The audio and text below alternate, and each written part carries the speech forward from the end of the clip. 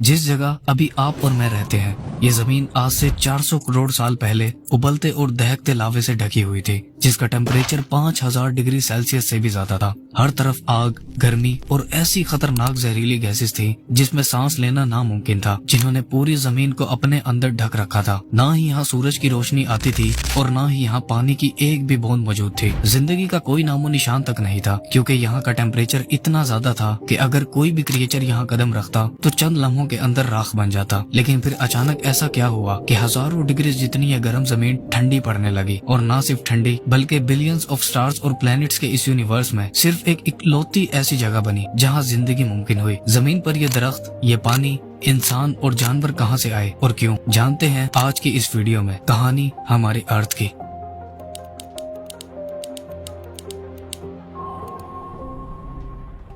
आज से करीब 6.5 बिलियन साल पहले हमारी स्पेस में एक डस्ट और गैसेस से बने क्लाउड और एक स्टार के अलावा और कुछ भी नहीं था। पूरी स्पेस एकदम खाली और खामोश थी। साइंटिस्ट ने इस गैसेस के क्लाउड को सोलर नेबुला का नाम दिया है। ये क्लाउड मेनली हाइड्रोजन और हीलियम गैसेस से बना हुआ था, जो यूनिवर्स में सबसे ज्यादा पाए जाने वाले एलिमेंट्स में से हैं। इसी क्लाउड में और भी कुछ एलिमेंट्स मौजूद थे, जैसे ऑक्सीजन, कार्बन, नाइट्रोजन और सिलिकॉन, जिनसे हमारे सोलर सिस्टम के ज्यादातर प्लैनेट्स बने हैं। ये बादल करोड़ों सालों तक ऐसे ही स्पेस की खामोशी में 100 लाइट ईयर्स तक फैला हुआ था। यानी लाइट को इसके स्टार्टिंग पॉइंट से एंडिंग पॉइंट तक पहुंचने में पूरे 100 साल लग जाते। लेकिन एक दिन इसके पास मौजूद उस स्टार में, जिसका हमने अभी जिक्र किया, एक बहुत बड़ा धमाका हुआ, जिसे साइंटिस्ट सुपरनोवा एक्सप्लोजन कहते हैं। ये धमाका इतना ज्यादा भयानक और इंटेंस था कि इसके फटने से उस क्लाउड के अंदर की सारी गैसेस, डस्ट और सारे एलिमेंट्स बड़ी ही तेजी से कंप्रेस होने लगे, जिसके नतीजे में ये अपने सेंटर की तरफ कोलैप्स होने लगा। इस कंप्रेशन के दौरान ये क्लाउड बड़ी ही तेजी से घूमने लगा। जैसे जैसे ये कंप्रेस होता गया, वैसे वैसे ये एक रोटेटिंग डिस्क में बदलता गया। इस प्रोसेस को सोलर नेबुला हाइपोथेसिस कहते हैं। इस रोटेटिंग डिस्क के सेंटर में एक न्यूक्लियर फिजन रिएक्शन होने लगा, जिसका टेम्परेचर 15 मिलियन डिग्री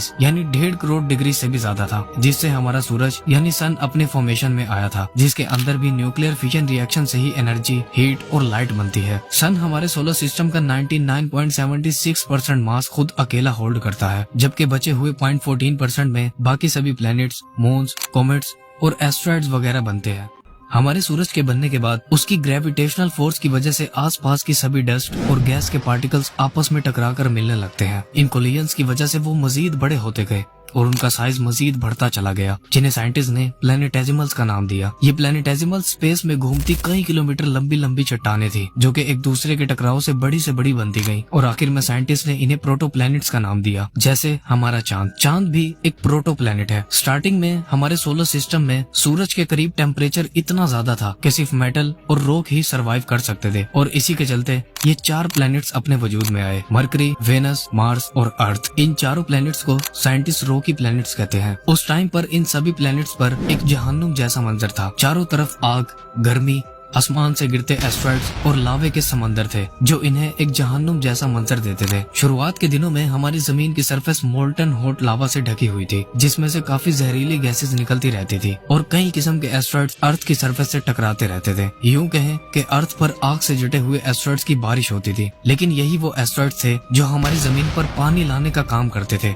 जब ये उस सोलर क्लाउड से निकलकर हमारी अर्थ पर गिरते थे, तो उनके अंदर आइस क्रिस्टल्स होते थे, जो हजारों सालों तक हमारी अर्थ पर पानी लाते रहे। वो एस्ट्रॉइड जमीन पर गिरकर तबाह होते गए और उनके अंदर का पानी इवेपोरेट होकर बारिश बनकर बरसा। ये सिलसिला हजारों लाखों सालों तक अर्थ पर चलता रहा। जमीन बारिश और इन एस्ट्रॉइड से निकलने वाले पानी से ठंडी होने लगी, और जमीन के ऊपर की सरफेस ठोस होने लगी और साइज में काफी बड़ी हो गई। ऊपर की सरफेस ठंडी होने की वजह से सारे हैवी मेटल्स जैसे आयरन और निकल वगैरह अर्थ के कोर यानी सेंटर में चले गए। साथ ही सोलर सिस्टम के अंदर इन चारों प्लैनेट्स के अलावा सन की ग्रेविटी के चलते गैस और डस्ट से मिलकर प्लैनेट्स की फॉर्म में आते गए, जैसे जुपिटर, नेपट्यून और यूरेनस, जिन्हें साइंटिस्ट गैस जायंट्स के नाम से भी बुलाते हैं, क्योंकि इनका ज्यादातर हिस्सा गैसेस और डस्ट के पार्टिकल से बना है। साइज में बड़े होने की वजह से उनकी ग्रेविटी अर्थ के मुकाबले काफी ज्यादा थी, जिसकी वजह से जो एस्ट्रॉइड स्पेस में घूम रहे थे, वो अब अर्थ पर गिरने की बजाय इन गैस जायंट से टकरा जाते थे, जिससे अर्थ पर एस्ट्रॉइड्स गिरना बंद हो गए थे। लेकिन पूरे सोलर सिस्टम के इन सभी प्लैनेट्स को फॉर्म होने में तकरीबन 1 करोड़ साल से भी ज्यादा का लंबा वक्त लगा था, जिसके बाद हमारा सोलर सिस्टम कंप्लीट हुआ था। लेकिन अभी एक और चीज ऐसी थी जो हमारी अर्थ पर होनी बाकी थी, और वो थी